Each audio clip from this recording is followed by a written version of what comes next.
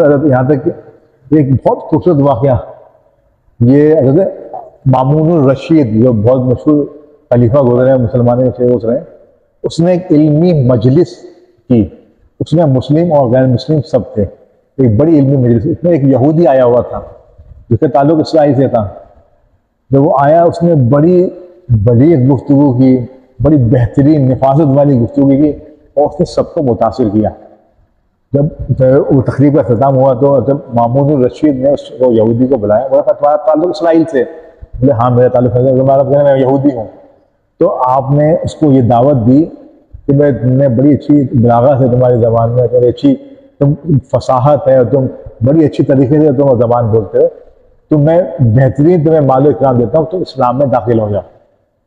اس نے منع کر دیا کہ میں اسلام میں داخل نہیں ہوگا، میرا اور میرے بڑوں کا مذہب یہودی ہے، میں اسی پہ قائم ہوتا ہوں۔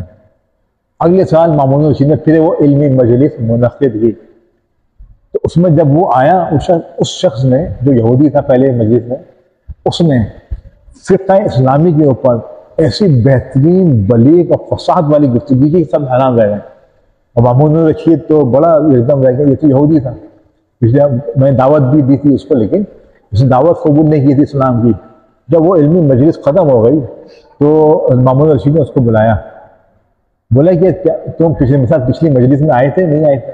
بولے بالکل میں پچھلی مجلس میں آپ کی موجود تھا۔ بولے میں نے تم کو اسلام کی دعوت دی تھی، تم اسلام قبول نہیں کیا تھا۔ بولے ہاں بالکل نہیں کیا تھا، لیکن اب الحمدللہ میں مسلمان ہوں۔ بولے الحمدللہ آج میں مسلمان ہوں۔ تو تم بولے سمجھا تمہاری کیا وجہ بنی مسلمان ہونے کی، تمہاری مسلمان بننے کی وجہ کیا بنی؟ تو بولے جب میں اس مجلس سے اٹھا ہوں، جب گیا تو میں نے سوچا کہ میں تمام ادیان جو ہے نا، یہودی ہو گئے، عیسائیت ہو گئے، بولے میں ان کو آزماتا ہوں۔ بولے میں بہت بہترین خطاط ہوں، بہترین لکھنے والا ہوں، تو میں نے پہلے تورات کے 3 نسخے لکھے، اس میں اپنی طرف سے رد و بدل کیا اور ان کی عبادت گاہ میں لے گیا فروخت کرنے کے لیے۔ جب انہوں نے فوراً سے لے کے خرید لیے، وہ تغیر والے نسخے تھے۔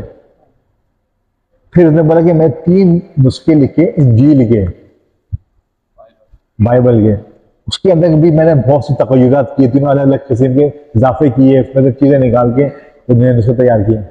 بولے جب میں ان کے گرجا گھر میں گیا لے کے وہ بیچنے کے لیے، انہوں نے خرید لیا اس کو۔ بولے پھر میں نے 3 نسخے قرآن کریم فرقان حمید پہ تیار کیے۔ بولے کہ بتانا کہ اس نے ذکر اس میں کیا نا، 2 کا ذکر کیا، یہ 2 وہاں پہ سب مشہور تھے۔ بولے پھر مسلمانوں کو بولے میں 3 نسخے میں نے تیار کیے قرآن کریم فرقان حمید کے، اس میں بھی چیزیں نے تغیر کیا، کسی میں تبدیلی کی، زیادتی کی، کمی بیشی کی، تینوں سے گئے۔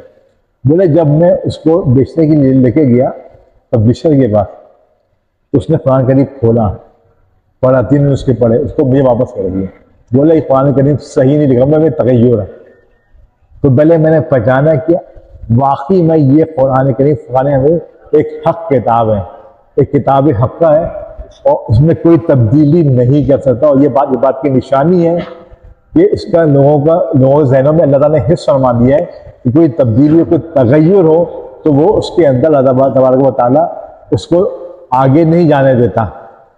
تو یہ اللہ تعالیٰ بولے یہ اتنا اچھی بات ہے، اس کو میں نے فوراً اسلام قبول کیا، اور اسلام کے اندر میں